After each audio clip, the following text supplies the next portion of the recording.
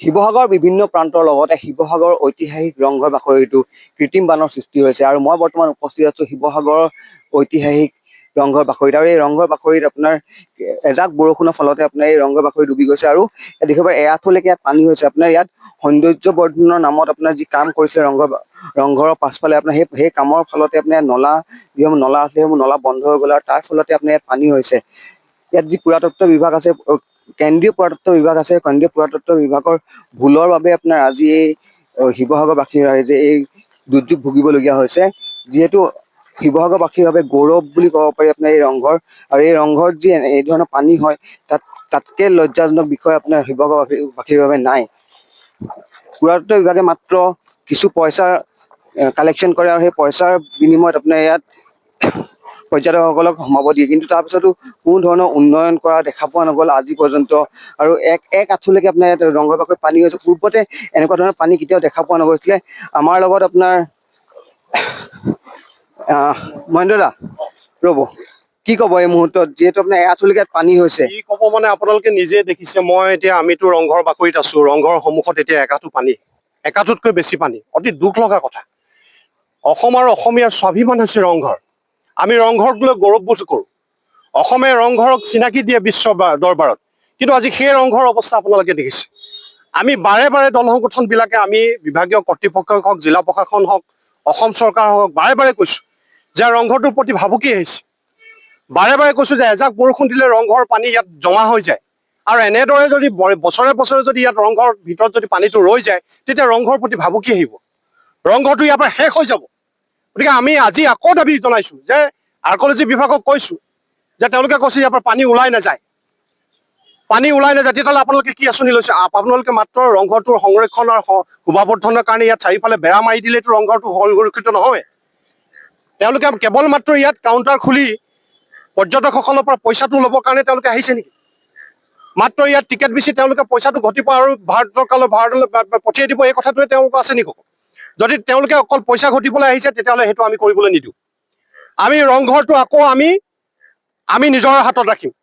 তেওঁলোকে যদি ইয়াৰ শোভাবৰ্ধন আৰু সঠিক সংৰক্ষণ কৰিব নোৱাৰে, উচিত সংৰক্ষণ কৰিব নোৱাৰে, তেতিয়াহ'লে ৰংঘৰটোৰ সংৰক্ষণৰ দাবী ব্যৱস্থা আমি নিজে গ্ৰহণ কৰিম। আজি তেওঁলোকক কৈছোঁ পানীটো উলিয়াই দিয়ক। আমি বাৰে বাৰে কৈছোঁ যে ৰংঘৰৰ চাৰিওফালে বেদখল হৈছে, তলাতল ঘৰৰ চাৰিওফালে বেদখল হৈছে। আপোনালোকে এতিয়া চাব, এতিয়া কেৱল মাত্ৰ ৰংঘৰটো ডুবি থকা নাই, আজি তলাতল ঘৰটোও ডুবি আছে। তলাতল ঘৰটোও পানীটো বাহিৰলৈ ওলাই নাযায়, কাৰণ ইয়াৰ চাৰিওফালে বেদখল হৈছে। বেদখল মুক্ত কৰিব লাগে আৰু ৰংঘৰটো ঐতিহাসিক আমাৰ সম্পদবিলাক সংৰক্ষণ কৰিব লাগে। শোভাবৰ্ধনৰ নামত কিবা দুৰ্নীতি কৰিছে ভাবে নেকি? শোভাবৰ্ধনৰ নামত দুৰ্নীতি নহয়। আমি বাৰে বাৰে এই আৰ্কলজি ডিপাৰ্টমেণ্টৰ লগত সংঘাতত লিপ্ত হওঁ। আপোনালোকে দৌল দেৱালয়বিলাক চাওক, সম্পদবিলাক চাওক, তেওঁলোকে সংৰক্ষণৰ নামত কিন্তু লুণ্ঠন কৰিছে। তেওঁলোকে সংৰক্ষণৰ নামত লুণ্ঠন কৰিছে। এই কথাটো আমি বাৰে বাৰে কৈছোঁ। আজি অসম চৰকাৰে ইয়াত এটা অবিলাসী ৰংঘৰ প্ৰকল্প লৈছে, আমি ধন্যবাদ জনাইছোঁ।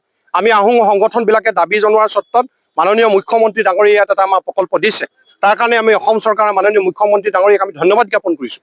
কিন্তু লগে লগে মুখ্যমন্ত্ৰী ডাঙৰীয়াক আমি এই কথাটোও জনাব বিচাৰিছোঁ যে যদি ইয়াৰ সঠিকভাৱে যদি আঁচনি গ্ৰহণ কৰা নহয়, সঠিকভাৱে যদি ইয়াৰ প্লেন এষ্টিমেট লোৱা নহয়, তেতিয়া কিন্তু মূল যিটো সম্পদ ৰংঘৰৰ কাৰণে কিন্তু ভাবুকি আহিব, আৰু সেই কথাটো এতিয়া প্ৰমাণ হৈছে।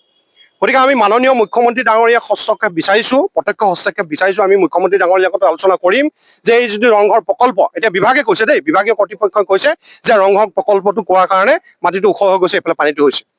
আমি কিন্তু মোৰ জন্ম ইয়াতে, লৰালি কালৰ পৰা দেখিছোঁ যে ৰংঘৰ বাকৰিত কেতিয়াও পানী নহয়, ইয়াত কেতিয়াও পানী নহয়। আজি শিৱসাগৰ ডুবি আছে। আপুনি শিৱসাগৰ মুক্তিনাথ চাৰিআলি, দলমুখ চাৰিআলি, মেলা চকৰ এইবিলাক ডুবি গৈছে। যমুনা বেদখল হৈছে। আমি তাহানিখনৰ পৰা কৈ আছোঁ যে যমুনা বেদখল হৈছে, নলা নৰ্দমাবোৰ চাফা কৰিব লাগিব আৰু যমুনাইদি পানীটো ওলাই যাব লাগিব। স্বৰ্গদেউসকলে ঐতিহাসিক শিৱসাগৰ এই ৰংপুৰ নগৰখনক, ৰাজধানীখনক সকলো ফালৰ পৰা সুৰক্ষিত কৰিবৰ কাৰণে উন্নত ব্যৱস্থা তেতিয়াই কৰি থৈ গৈছিলে। কোনোদিনা ৰংঘৰ আমাৰ শিৱসাগৰত বানপানী নহয়, কিন্তু এজাক বৰষুণতে এতিয়া আপোনালোকে শিৱসাগৰ টাউনখন ডুবি যায়। কাৰণ কেলে? নলা নৰ্দমাবিলাক লেতেৰা হৈ আছে, জাম হৈ আছে। যমুনাখন আজিলৈকে উচ্ছেদ কৰিব পৰা নাই, যমুনাখন চাফা কৰিব পৰা নাই। মিউনিচিপালিটি বিভাগে নাকত তেল দি শুই আছে। ইয়াত ডেভেলপমেণ্ট বৰ্ড বুলি এখন শিৱসাগৰত আছে, যিখনে মাত্ৰ পইচা কালেকশ্যন কৰে। তেওঁলোকে ক'ত ঘৰ বনাব, কেইটকা ল'ব পাৰিব, সেইটো ধান্দাত থাকে। আজিলৈকে কোনো ধৰণৰ সঠিক আঁচনি নাই। নলা দৰ্মপটা ক'ত বনাব লাগিব, কেনেকে বনাব লাগিব, কোনো ধৰণৰ আঁচনি নাই, যেনি তেনে বনাই দিছে, এতিয়া পানীটো ওলাই নাযায়। গতিকে সেইকাৰণে আমি বাৰে বাৰে চাওক, আজি এটি ৰংঘৰ আমি যাক লৈ স্বাভিমান কৰোঁ, যিটো আমাৰ স্বাভিমানৰ প্ৰতীক, যাক লৈ গৌৰৱ কৰোঁ, তাৰ অৱস্থাটো এইটো। কোনে ইয়াৰ ব্যৱস্থা গ্ৰহণ কৰিব? জিলা প্ৰশাসনে কৰিব, ডিপাৰ্টমেণ্টে কৰিব, ৰাইজে কৰিব, জনপ্ৰতিনিধিয়ে কৰিব, কোনে কৰিব? কোনে কৰিব? ডাঙৰ প্ৰশ্ন। শিৱসাগৰ বুলি ক'লে, ৰংঘৰ বুলি ক'লে, ৰংপুৰ বুলি ক'লে অসমীয়া জাতিৰ স্বাভিমান, এই স্বাভিমানক কোনে আজি ৰক্ষা কৰিব? এইটো ডাঙৰ কথা। গতিকে আমি প্ৰত্যেকটো বিভাগক সকীয়াই দিছোঁ, জিলা প্ৰশাসনকো আমি দাবী জনাইছোঁ, অতি শীঘ্ৰে ইয়াৰ পানী ওলোৱাৰ ব্যৱস্থা কৰক, নহ'লে কিন্তু আমি প্ৰতিবাদত নামিবলৈ বাধ্য। এয়া আছিলে মহেন্দ্ৰ দা, আৰু এই মহেন্দ্ৰ আমি ধন্যবাদ জনাইছোঁ। আপোনাৰ যেতিয়া দেখিব পাৰে এআঁঠুলৈকে আপোনাৰ ইয়াত পানী হৈছে, আপোনাৰ এই ৰংঘৰ বাকৰিত এআঁঠুলৈকে পানী হৈছে, আৰু সঁচাকৈ আপোনাৰ এইটো এটা লজ্জাজনক বিষয়, কিয়নো শিৱসাগৰ বাসীৰ বাবে আপোনাৰ এই গৌৰৱ, যি ৰংঘৰ কাৰেংঘৰ আপোনাৰ ঐতিহাসিক যিবোৰ সম্পদ আছে, সেইসকল সম্পদ আপোনাৰ শিৱসাগৰ বাসীৰ বাবে গৌৰৱ হিচাপে লয়। আৰু এই গৌৰৱ যিসকল গৌৰৱ বুলি কয়, সেই জেগাখিনিত আপোনাৰ যদি পানী হয় বা পৰ্যটক আহিবলৈ নোৱাৰে, সেইটো এটা লজ্জাজনক বিষয়। আৰু বিভাগীয় যিসকল কৰ্তৃপক্ষ আছে, সেইসকল বিভাগীয় কৰ্তৃপক্ষই কোনো ধৰণৰ ব্যৱস্থা গ্ৰহণ কৰা নাই। আৰু সৌন্দৰ্য বৰ্ধনৰ নামত আপোনাৰ এখন ভেঙুচালি চলিছে, যে ইয়াত আপোনাৰ এই দৃশ্য দেখি পেলাই আপোনাৰ উপলব্ধ হয় যে এখন ভেঙুচালি চলাই আছে। আৰু অনাগত দিনত লক্ষণীয় হ'ব যে বিভাগীয় কৰ্তৃপক্ষ হওক লাগে, ইয়াৰ স্থানীয় যি বিধায়ক আছে, বিধায়কে আপোনাৰ কি ধৰণৰ ব্যৱস্থা গ্ৰহণ কৰে এই ৰংঘৰ বাকৰিৰ পানী উলিয়াবলৈ বা ৰংঘৰ বাকৰি সুৰক্ষিত কৰিবৰ বাবে। যিকোনো খবৰৰ বাবে যোগাযোগ কৰক 7099017330 লগতে 7099017110 নম্বৰত।